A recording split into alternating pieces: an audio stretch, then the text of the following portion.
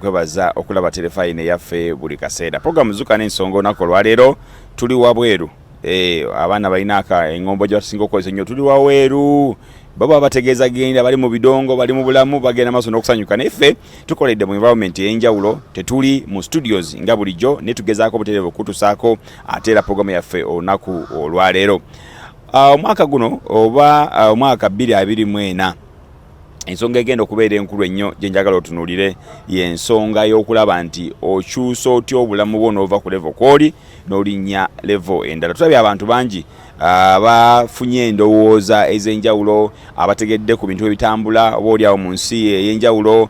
Njaga kuba ekyokulabirako nti oyinza okuba engatto z'oyambadde kusawalayo zikutuuka bulungi nnyo nga n'okunyiga zikunyigamu katono nnyo naye koofuna engatta endala n'ozambala ate ziyinza okuba ng'engatta ezo nnene nnyo tozijjaamu na kuzijjaamu. Kyekimu oyinza okuba ng'era endala ntono nnyo nga nekigalo kyo tekiyinza kujjaamu. Kitegeeza nti tuli mu bulamu bwa njawulo naye experience ezo ez'enjawulo zisobola okukyusa mindset yaffe n'olaba nga obulamu bwongedde okutambula nga bulungi ate oluusi butamanya bwe butulemesa okusobola butereevu okugenda ne tukola bye tulina okuba nga tukola. Olunaku olwaleero mu studios wadde awabweru ndi n'omusajja mu America.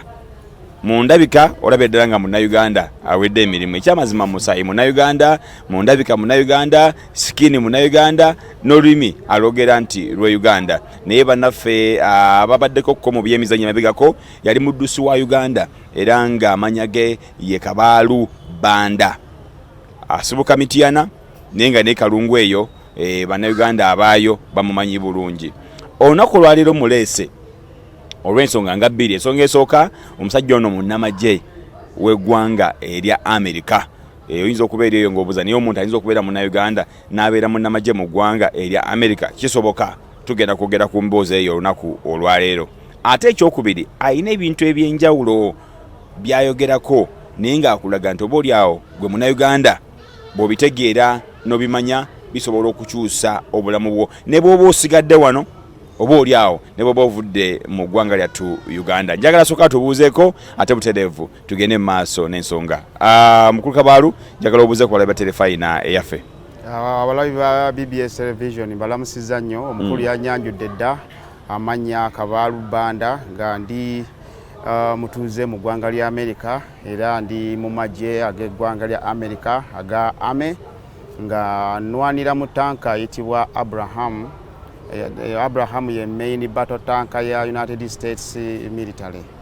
Abraham nazuwulira wano ku lutalo lwa Ukraine. Abantu badde bazoogerako ne bagamba nti Amerika yawadde Abraham tanka naziwa eggwanga erya Ukraine era embeera nzibu nnyo. Abasajja nga bajubisa olutalo olwo ne bw'ogamba nti olwanira mu tanka eyo oba oliawo nange ndi wamukisa okusika n'olunaku olwaleero ate ne Munnayuganda awulira obuwulizi tanka. Tetugenda kunyumya ku lutalo naye tugenda kunyumya ku bintu ebirala eby'obulamu obulungi. Ova otya wano n'ogenda mu Amerika n'oyingira amagye ga Amerika? Okuva era tebyali byangu. Nali muddusi kyekyannyanguisaamu kuba bya sports opportunities nnyingiko okusinga ebirala naye nali omuddusi. Omukisa nagufuna ne nsobola okugenda mu Amerika. Bwe ntuuka mu Amerika nayagala nnyo mwami Musisi Franka olwaleero Lieutenant Kano. Eddaala eryo nno ly'amaanyi mu magye ga Amerika terituukikako.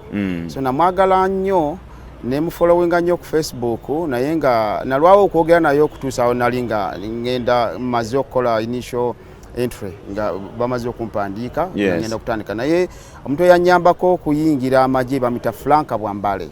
Twali naye wano mu ttiimu y'eggwanga ey'emisinde. We yatuuka mu Amerika yansookayo n'ayingira amagye namutunuuliranga nga mwegomba neŋŋamba nga ngezeeko Franka kyakoze naye munnamagye Franka Bwamba naye yagawumula yasavinga emyaka 4 n'awumula amagye kati alya ssente ye. Lindako amagye ga Amerika omuntu asobola okugabeeramu myaka bwaka n'awumula? Contract esooka kisinziira gwe kyoyagala. Contract esooka ya myaka 3 so okusaninga myaka 3 myaka 4 myaka 6 myaka 8 myaka 10 n'emyaka 2 gyoyagalako.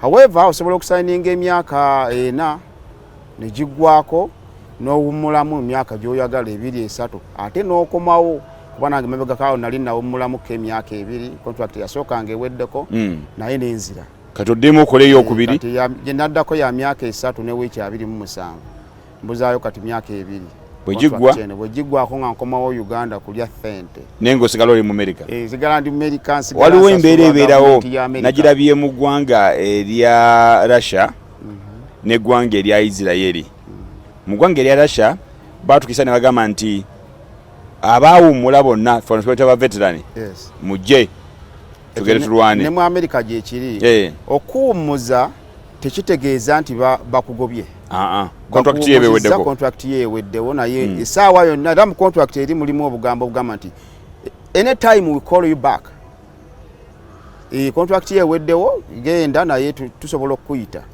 essaawa yonna so embeera mu America situtera kukiraba nnyo tukira nnyo okulabika mu America okuddamu okuyita tetunatuuka ku bwetaavu obwo tetunafuna lutalo lutuusa ku mbeera okujjako zino oli awo entalo eziri wabweru wa America naye nga mu contract mwekiri era kituufu basobola kukoza njagala kusooka kujjayo mu nsonga z'olutalo mu nsonga za ttanka njagala twogere kati wane waffe mu ggwanga lyattu Uganda tulinawo embeera ey'obumenyi bw'amateeka era tulina ne incidences ez'enjawulo okulaba abantu nga bakubiddwa amasasi ne bafa mu America kye kimu omuntu akitwala enti buli nsi yonna okuttibwa kwa bulijjo kiri nnomo omuntu asobola okukubibwa amasasi n'afa tuleme kitwala nti oba eryawo nsonga nkulu okufa kya bulijjo